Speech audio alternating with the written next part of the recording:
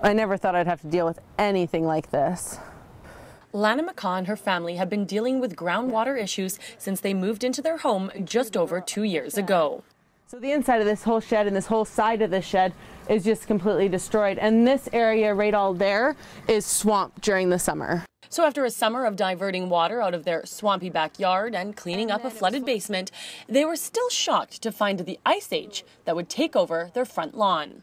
So I built a trench and I attached a little bit of a pipe just to have it directed away from my house so it would go onto my lawn, not thinking there was going to be too much water because it never flooded my backyard completely, or I'd never seen it because it was just water flowing and flowing down beside my house until it decided to freeze and turned my front yard into a glacier.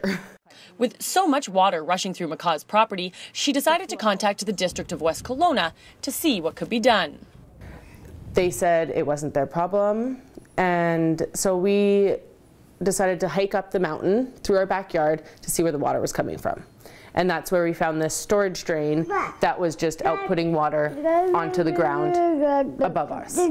From a pipe located on Rock Ridge Park that is cared for by the District of West Kelowna. However, according to McCaw, in emails she said she received from the district, it's not clear they believed this pipe to be the culprit. That's putting out that amount of water above my house, just letting it just come out of a pipe, just go willy-nilly and expecting it to spread evenly across a hill. Well, when it's constantly going there, it's created its own path by eroding the dirt. So now it's just like a slip and slide coming down straight to my house. But McCaw isn't the only West Kelowna estate resident dealing with groundwater issues. And pretty much since we bought the house, shortly after the house, we noticed major water problems. The flood in our basement was the first giveaway for that. And then our retainment wall, which was brand new at the time, started to buckle under the pressure of the water. The problem just got worse over time. Therefore, we had to eventually call in contractors and engineers to ultimately fix the problem, which you can see is a work in progress. And after thousands of dollars spent, Gurney was told by his contractor that they could only speculate, but they believed the groundwater was following the utilities line. It'd be nice if there was some sort of drainage that would catch the water and bring the water where it needs to go, rather than just solve it by issue and then creating other problems for other people, then fixing that problem and then creating problems for somebody else. The District of West Kelowna responded by saying it would not be appropriate for them to comment on camera at this time. They are, however, aware of the severity of the issues surrounding groundwater on Scott Crescent.